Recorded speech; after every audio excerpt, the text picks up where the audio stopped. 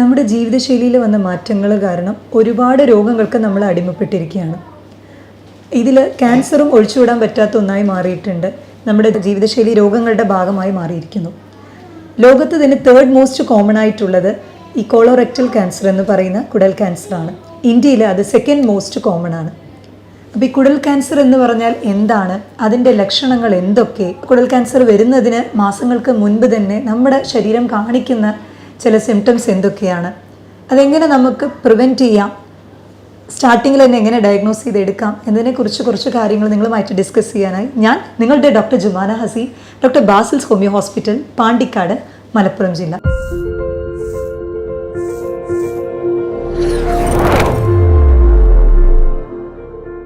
നമ്മുടെ ഡൈജസ്റ്റീവ് സിസ്റ്റത്തിലെ കുടൽ ഭാഗം, അതായത് കോളോൺ പാർട്ടിലെ ascending colon, transverse colon, descending colon, sigmoid colon, ഈ 4 ഭാഗങ്ങളിൽ ഏതെങ്കിലും ഒരു ഭാഗത്തിൽ വരുന്ന അർബുദത്തിനെയാണ് നമ്മൾ കോളോറെക്ടൽ ക്യാൻസർ അല്ലെങ്കിൽ കുടൽ ക്യാൻസർ എന്ന് പറയുന്നത്. ഇതിൽ ഹൈ റിസ്ക് ഫാക്ടേഴ്സ് ഉണ്ട്. ആരൊക്കെയാണ് ഇത് കൂടുതലായിട്ട് വരാൻ സാധ്യതയുള്ളത്? ചില റിസ്ക് ഫാക്ടേഴ്സ് നമുക്ക് അവോയ്ഡ് ചെയ്യാൻ പറ്റാവുന്നതും ചില റിസ്ക് ഫാക്ടേഴ്സ് നമുക്ക് ഒരിക്കലും ഒഴിച്ചുവിടാൻ പറ്റാത്തതുമാണ്. അപ്പോൾ ഒഴിച്ചുവിടാൻ പറ്റാത്ത റിസ്ക് ഫാക്ടേഴ്സ് ഏതൊക്കെയാണെന്ന് നോക്കാം. Male is to female ratio നോക്കുകയാണെങ്കിൽ കൂടുതലും കണ്ടുവരുന്നത് ഇത് ആണുങ്ങളിലാണ്. അതേപോലെ ഏജ്ഡ് ആയിട്ടുള്ള പീപ്പിൾസ് 50+ ഉള്ളവർക്കാണ് കൂടുതലായിട്ടും ഈ ഒരു കുടൽ ക്യാൻസർ കണ്ടുവരുന്നത്. ജെനറ്റിക് ഫാക്ടർ എന്ന് പറയും, അതായത് ഫാമിലിയൽ ഹിസ്റ്ററി, നമ്മുടെ പാരമ്പര്യമായിട്ട് നമ്മുടെ ഫാമിലിയിലോ അല്ലെങ്കിൽ ബ്ലഡ് റിലേഷനിലെ ആർക്കെങ്കിലും ഈ ഒരു അർബുദം വന്നിട്ടുണ്ട് എന്നുണ്ടെങ്കിൽ ഇവർക്കും അത് വരാനുള്ള സാധ്യതകൾ വളരെയധികം കൂടുതലാണ്. ഇനി നമുക്ക് ചേഞ്ച് ചെയ്യാൻ പറ്റാവുന്ന ചില റിസ്ക് ഫാക്ടേഴ്സ്, നമ്മളെ കൊണ്ട് മാറ്റാവുന്ന ചില റിസ്ക് ഫാക്ടേഴ്സ് നോക്കുകയാണെങ്കിൽ ഒബിസിറ്റി, പൊന്നത്തടി ഉള്ളവരിലും അതേപോലെ വയറ് കൂടുതൽ ചാടിയവരിലും ഈ ഒരു കോളോൺ ക്യാൻസർ കൂടുതലായിട്ട് കണ്ടുവരുന്നുണ്ട്. അത് തീർച്ചയായിട്ടും നമുക്ക് മാറ്റാൻ പറ്റാവുന്ന ഒരു റിസ്ക് ഫാക്ടറാണ്. അതേപോലെ തന്നെ ഫാസ്റ്റ് ഫുഡുകൾ അധികമായിട്ട് ഉള്ളിലെടുക്കുക, പ്രോസസ്ഡ് ഫുഡുകൾ, പ്രോസസ്ഡ് മീറ്റ്. ഈ പ്രോസസ്ഡ് മീറ്റ് എന്ന് പറയുമ്പോൾ അധികം ഈ ഇറച്ചി വകകളൊക്കെ നമ്മൾ കേടുകൂടാതിരിക്കാൻ വേണ്ടിയിട്ട് മാസങ്ങളോളം ഫ്രിഡ്ജിൽ എടുത്തു വെക്കാൻ വേണ്ടിയിട്ട് അതിൽ ചില അഡിറ്റീവ്സ് അവർ ആഡ് ചെയ്യും. ഇത് കാർസിനോജനിക്കാണ്. അതേപോലെ ഈ ഇപ്പോഴത്തെ പഠനങ്ങൾ പറയുന്നത് റെഡ് മീറ്റ് കൂടുതലായിട്ടും ഈ ഒരു ബീഫ്, മട്ടൺ, പോർക്ക് ഇതിൽ കൂടുതൽ എടുക്കുന്നവർ അതിൽ ഈ ഒരു കാർസിനോജനിക് അതിൻ്റെ അംശം വളരെ അധികം കണ്ടുവരുന്നുണ്ട്. അത് കുടൽ ക്യാൻസറിലോട്ട് നയിക്കാനുള്ള സാധ്യതയും വളരെ കൂടുതലാണ്. കുടൽ ക്യാൻസറിൻ്റെ ലക്ഷണങ്ങൾ എന്തൊക്കെയാണെന്ന് നോക്കാം. ഈ കുടൽ ക്യാൻസർ അതും അഫക്റ്റ് ആയവർക്ക് കൂടുതലായിട്ടും ഈ ഒരു മലബന്ധം, അതേപോലെ മലത്തിൽ വരുന്ന ആ ഒരു വ്യത്യാസം, എസ്പെഷ്യലി അവർക്ക് ഈ ഡയറിയും കോൺസ്റ്റിപ്പേഷനും മലബന്ധം ഉണ്ടാവും ഒരു ടൈം, പിന്നെ ഒരു ടൈം നോക്കുമ്പോൾ ഭയങ്കര ലൂസ് മോഷൻ ആയിരിക്കും. അപ്പോൾ ഇങ്ങനെ രണ്ടും ഓൾട്ടർനേറ്റ് ആയിട്ട് വരും. ഇത് IBS എന്ന് പറയുന്ന ഇറിറ്റബിൾ ബവൽ സിൻഡ്രോമിലും കണ്ടുവരുന്നുണ്ട്. എന്നാൽ ഈ പ്രശ്നം കോളോറെക്ടൽ ക്യാൻസറിലും കൂടുതലായിട്ടും കണ്ടുവരുന്നുണ്ട്. അതേപോലെ തന്നെ പെയിൻലെസ് ബ്ലീഡിങ്, അതായത് വേദന ഇല്ലാതെ ബ്ലീഡിങ് വരിക. ഇപ്പോൾ പൈൽസ്, ഫിഷർ ഫിസ്റ്റുല ഉള്ളവർക്കും ഈ ഒരു ബ്ലീഡിങ് എന്നുള്ളൊരു സിംറ്റം കണ്ടുവരാനുണ്ട്. എന്നാൽ അതിൽ ഇൻറ്റേർണൽ പൈൽസിൽ കൂടുതലായിട്ടും ഈ ഒരു വേദന വരാറില്ല. എന്നാൽ ഈ ബ്ലീഡിങ് വന്നിട്ട് ഒരു പരിധിയിൽ കൂടുതൽ നമുക്ക് ബ്ലഡ് പോവുകയാണ്.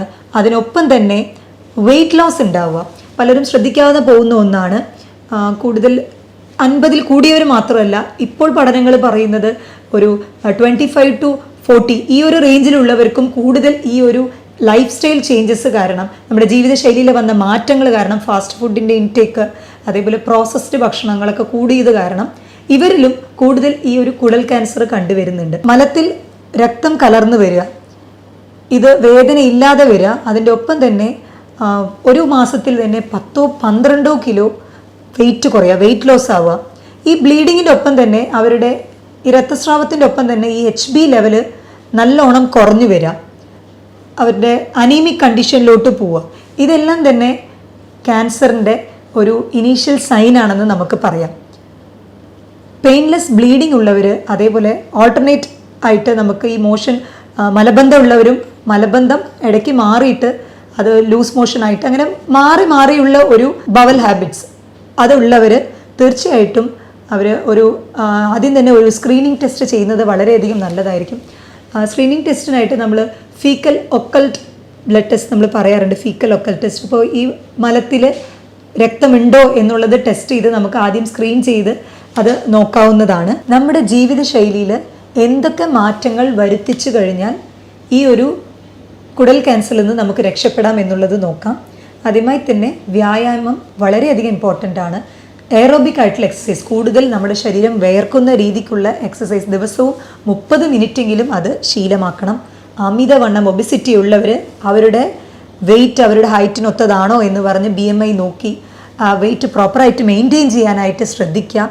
കുടവയറുള്ളവർ അത് കുറയ്ക്കാനായിട്ട് ശ്രദ്ധിക്കുക. ധാരാളമായിട്ട് വെള്ളം കുടിക്കാനായിട്ട് ശ്രദ്ധിക്കുക. നാര് അടങ്ങിയിട്ടുള്ള ഭക്ഷണങ്ങൾ കൂടുതലായിട്ടും പഴങ്ങൾ, പച്ചക്കറികൾ ഭക്ഷണത്തിൽ ഉൾപ്പെടുത്താനായിട്ട് ശ്രദ്ധിക്കുക. ഈ പ്രോസസ്ഡ് ഫുഡുകൾ, അതേപോലെ ടിന്നഡ് ഫുഡുകൾ, അധികം പാക്ക് ചെയ്തിട്ടുള്ളത്, ഈ റെഡ് മീറ്റൊക്കെ പാക്ക് ചെയ്ത് പ്രോസസ്സായിട്ടുള്ള അതൊക്കെ പരമാവധി ഒഴിവാക്കാനായിട്ട് ശ്രമിക്കാം. റെഡ് മീറ്റിൻ്റെ ഉപയോഗം കുറയ്ക്കുക. പല പേഷ്യൻസിലും അല്ലെങ്കിൽ പല ആളുകൾക്കും വരുന്ന ഒരു സംശയമാണ്, വയറ്റിൽ മലം കെട്ടിക്കിടക്കുന്നത് ക്യാൻസറിന് കാരണമാവോ എന്ന് പറഞ്ഞിട്ട്. വയറ്റിൽ മലം കെട്ടിക്കിടക്കുന്നത് ഒരു പരിധി വരെ അത് ക്യാൻസറിന് കാരണമായേക്കാം. സ്ഥിരമായി മലബന്ധമുള്ളവർ അവരുടെ ആ ഒരു പ്രശ്നം സോൾവ് ചെയ്യാനായിട്ട് ശ്രദ്ധിക്കണം. അതിനായിട്ട് ഭക്ഷണത്തിലുള്ള ചില മാറ്റങ്ങൾ വരുത്തിക്കണം. ധാരാളം വെള്ളവും ഇൻക്ലൂഡ് ചെയ്യാനായിട്ട് ശ്രദ്ധിക്കണം. അതേപോലെ വയറിലെ ഗ്യാസ് കെട്ടിക്കിടക്കുന്നത്, ഈ ചിലർക്ക് ഭക്ഷണം കഴിച്ചു കഴിയുമ്പോൾ വയറ് വീർക്കുക, അങ്ങനത്തെ ചില ലക്ഷണങ്ങളുണ്ട്. ഇത് ക്യാൻസറിൻ്റെ സിംറ്റംസ് ആണോ എന്ന് പറഞ്ഞ് പലരും ചോദിക്കാറുണ്ട്.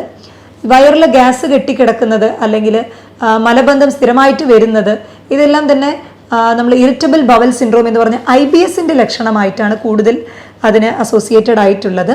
അപ്പോൾ ഈ വയറിലെ ഗ്യാസ് കെട്ടിക്കിടക്കാനായിട്ടുള്ള പ്രധാന കാരണം എന്താണെന്ന് വെച്ചാൽ, നമ്മുടെ ആമാശയത്തിലും അതേപോലെ നമ്മുടെ ഡൈജസ്റ്റീവ് സിസ്റ്റത്തിലും മെയിനായിട്ട് കുടലിലൊക്കെ തന്നെ നല്ല ബാക്ടീരിയകളും അതേപോലെ ചീത്ത ബാക്ടീരിയകളും കൂടുതലായിട്ടുണ്ട്. അപ്പോൾ ഈ നല്ല ബാക്ടീരിയകൾ വളരുന്നത് ഓക്കെയാണ്, പക്ഷേ അതൊരു പരിധിക്ക് കഴിഞ്ഞ് അതിൻ്റെ ഗ്രോത്ത് അധികമാവുമ്പോൾ അത് തീർച്ചയായിട്ടും ഈ മലം കെട്ടിക്കിടക്കുന്നതിന്, അതേപോലെ കൂടുതൽ ചിലർക്ക് ഗ്യാസിൻ്റെ കംപ്ലയിൻസ് ഉണ്ടാവുക, കൂടുതലായിട്ട് വയറിൽ ഗ്യാസ് കെട്ടിക്കിടക്കുക, ഭക്ഷണം കുറച്ച് കഴിക്കുമ്പോഴേക്കും വയറ് ഫില്ലായ പോലുള്ള ഒരു സെൻസേഷൻ, ഇതൊക്കെ ഈ ഒരു അമിതമായിട്ടുള്ള ഈ ഒരു ബാക്ടീരിയകൾ കൂടുന്നത് കൊണ്ടാണ്. അതിന് പ്രധാന കാരണമായിട്ട് വരുന്നത്, പലരും ഈ അസിഡിറ്റിയാണ് പ്രശ്നം എന്ന് പറഞ്ഞിട്ട് അവർ രാവിലെ തന്നെ എന്തെങ്കിലും ഒരു ആൻറ്റാസിഡ് ടാബ്ലറ്റ്സ് അല്ലെങ്കിൽ അതുമായിട്ട് റിലേറ്റ് ചെയ്തിട്ടുള്ള എന്തെങ്കിലും അസിഡിറ്റി കുറയ്ക്കാനായിട്ടുള്ള ടാബ്ലറ്റ്സ് കഴിക്കും. പക്ഷെ നമ്മുടെ ബോഡിക്ക് പ്രധാനമായിട്ടും ആവശ്യമുള്ള നല്ല ബാക്ടീരിയാസ് ആ ഒരു ലെവലിൽ, അതേ ലെവലിൽ ആ ഒരു മെയിൻറ്റെയിൻ ചെയ്യാനായിട്ട് നമ്മുടെ ബോഡിയിലെ ഒരു അസിഡിറ്റി, നമ്മുടെ ആമാശയത്തിലുള്ള ആസിഡ് കണ്ടൻറ്റ് വളരെയധികം ഇമ്പോർട്ടൻ്റ് ആണ്. അപ്പോൾ ഈ ആൻറ്റാസിഡ്സ് കഴിക്കുമ്പോൾ അതിൻ്റെ ആ ഒരു അസിഡിറ്റി ലെവൽ കുറയുകയും ഇത് ദഹനത്തെ പ്രതികൂലമായി ബാധിക്കുകയും ചെയ്യും. അതേപോലെ പലർക്കുള്ള ഒരു ശീലമാണ് നമ്മൾ ഭക്ഷണം കഴിക്കുന്നതിന് ഇടയ്ക്ക് വെള്ളം കുടിക്കുക എന്ന് പറയുന്നത്. എപ്പോഴും ഭക്ഷണം കഴിക്കുന്നതിന് അരമണിക്കൂർ മുന്നേ അതല്ലെങ്കിൽ അരമണിക്കൂറിന് ശേഷം വെള്ളം കുടിക്കുന്നതായിരിക്കും ഉചിതം. ഇതുപോലെ മലബന്ധം, അതേപോലെ വയറുവേദന, വയറിലെ ഗ്യാസ് കെട്ടിക്കിടക്കുക, ഇങ്ങനത്തെ പ്രശ്നമുള്ളവർ ഭക്ഷണത്തിന് ഇടയ്ക്കിടയ്ക്ക് വെള്ളം കുടിക്കാതിരിക്കാൻ ശ്രദ്ധിക്കുക. കാരണം ഭക്ഷണത്തിന് ഇടയ്ക്കിടയ്ക്ക് വെള്ളം കുടിക്കുമ്പോൾ നമ്മുടെ ആ ഒരു ആമാശയത്തിൽ എപ്പോഴും ഹൈഡ്രോക്ലോറിക് ആസിഡ് എന്ന് പറയുന്ന ഒരു അമിലം നമുക്ക് സെക്രീറ്റ് ചെയ്യുന്നുണ്ട്. ഇത് ഡൈജഷന് വളരെയധികം പ്രധാനമായിട്ടുള്ള സഹായിക്കുന്ന ഒന്നാണ്. അപ്പോൾ വെള്ളം കുടിക്കുമ്പോൾ അത് ഡൈല്യൂട്ടായി പോകും.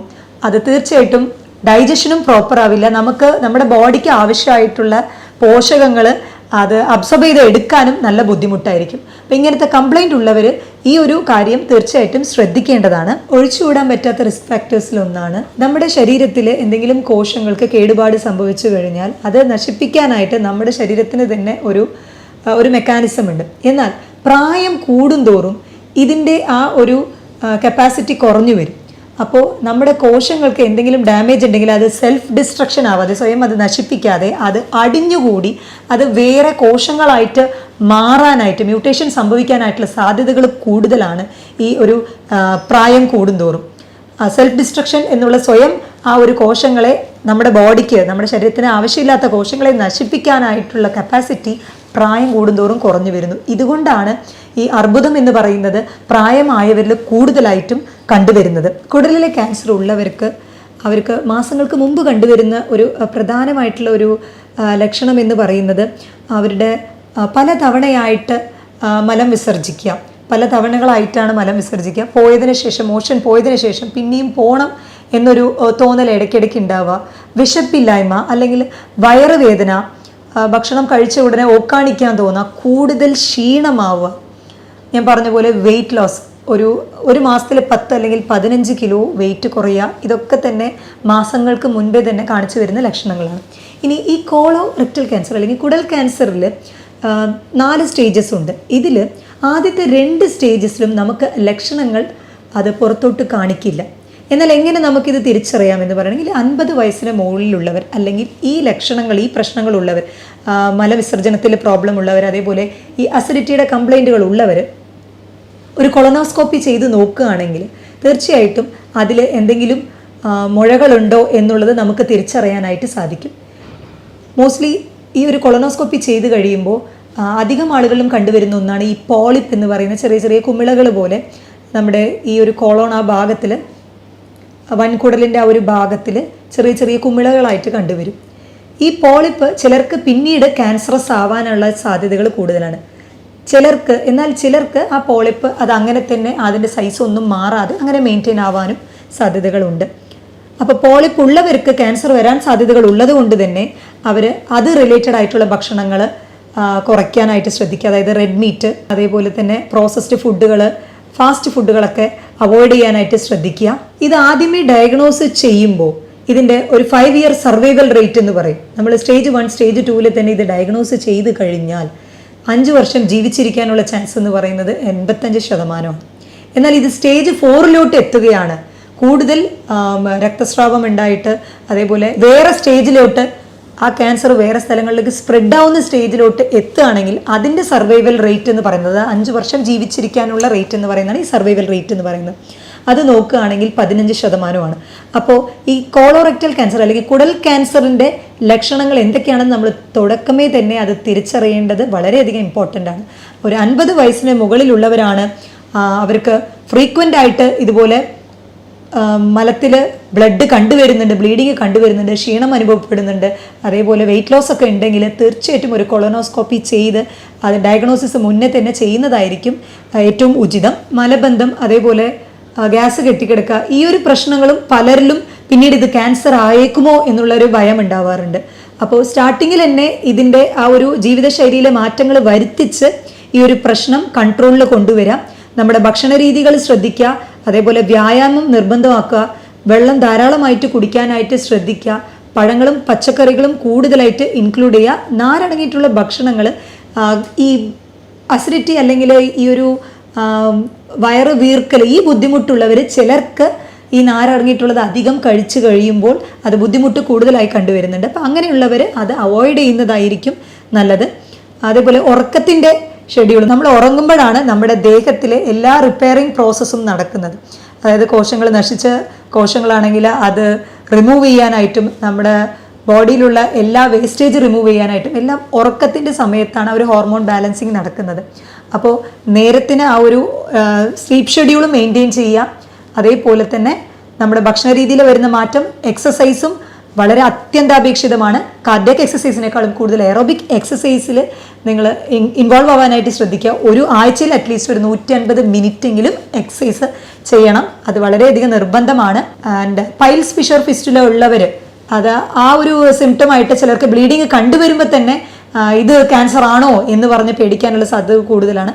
അപ്പോൾ മുഴകളൊന്നും പുറത്തില്ലാതെ എന്നാൽ വേദനയൊന്നുമില്ല, ബ്ലീഡിങ് മരുന്നുകൾ കഴിച്ചിട്ടും നിൽക്കുന്നില്ല എന്നുണ്ടെങ്കിലാണ് അത് ക്യാൻസർ ആവാനുള്ള സാധ്യതകൾ കൂടുതലായിട്ട് വരുന്നത്. ഇന്ന് നമ്മുടെ ജീവിതശൈലി രോഗമായി പുതിയതായി മാറിയിരിക്കുന്ന ഈ ഒരു കുടൽ ക്യാൻസറിനെ നമ്മുടെ ജീവിതശൈലിയിലെ മാറ്റങ്ങൾ കൊണ്ട് തന്നെ നമുക്ക് ചെറുത്ത് നിർക്കാം. അതിൻ്റെ ഒപ്പം തന്നെ അതിൻ്റെ ലക്ഷണങ്ങൾ ആദ്യമേ കണ്ടറിഞ്ഞ് അതിനെ ചികിത്സ നേടുന്നത് വളരെയധികം പ്രധാനമായിട്ടുള്ള കാര്യമാണ്. അപ്പോൾ ഞാൻ പറയുന്ന ലക്ഷണങ്ങൾ ഉള്ളവർ, അതേപോലെ റിസ്ക് ഫാക്ടർ ഉള്ളവർ, അതൊരു ഇങ്ങനത്തെ ലക്ഷണങ്ങൾ, ബ്ലീഡിംഗ് ഒക്കെ ഒരുപാട് സിമ്പിളായിട്ട് വിചാരിക്കാതെ കൂടുതൽ വഷളാവാതെ നിങ്ങളുടെ അടുത്തുള്ളൊരു ഡോക്ടറെ കാണിച്ച് അതിന് ചികിത്സ നേടേണ്ടത് വളരെയധികം ഇമ്പോർട്ടൻ്റ് ആണ്. മറ്റൊരു ടോപ്പിക്കുമായിട്ട് വീണ്ടും കാണാം. താങ്ക്